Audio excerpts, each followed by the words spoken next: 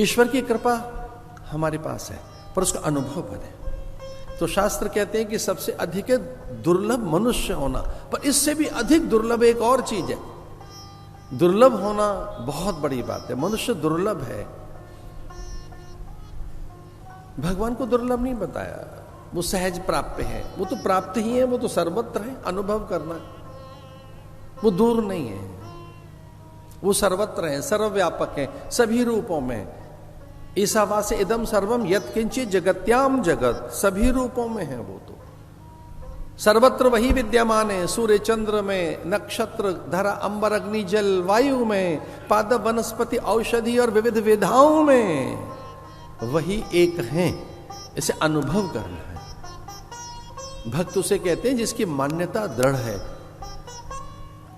वो जानना नहीं चाहता, कुरेदना नहीं चाहता, प्रयोगशाला में नहीं जाना चाहता, किसी तर्क की कसौटी पर ईश्वर को सिद्ध नहीं करना चाहता। वो तो भगवान का है।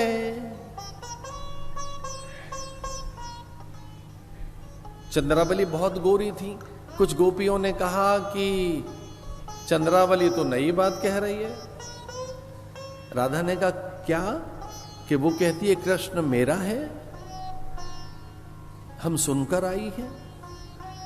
राधा ने पूछा चंद्रावली से क्या कह रही थी आप?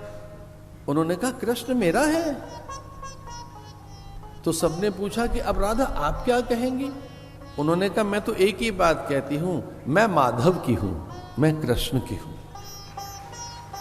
हम भगवान के हैं। कृष्ण तो सबका, भगवान तो सबके हैं। चंद्रावली ठीक कहती है, मैं समर्थन करती हूं इसके बात का। चंद्रावली कहती है कृष्ण इसका है। ये तो बहुत बड़ी बात कह दी इसने। भगवान सबके हैं, प्रत्येक जीव के। धन्य है चंद्रावली, तेरा कितना अद्भुत अनुभव है कि तू ये कहती है कि भगवान मेरा है। बड़ा अनुभव है। लेकिन आप क्या कहेंगी? मैं भगवान की हूं। दोनों ही अनुभव बड़े अद्भुत हैं।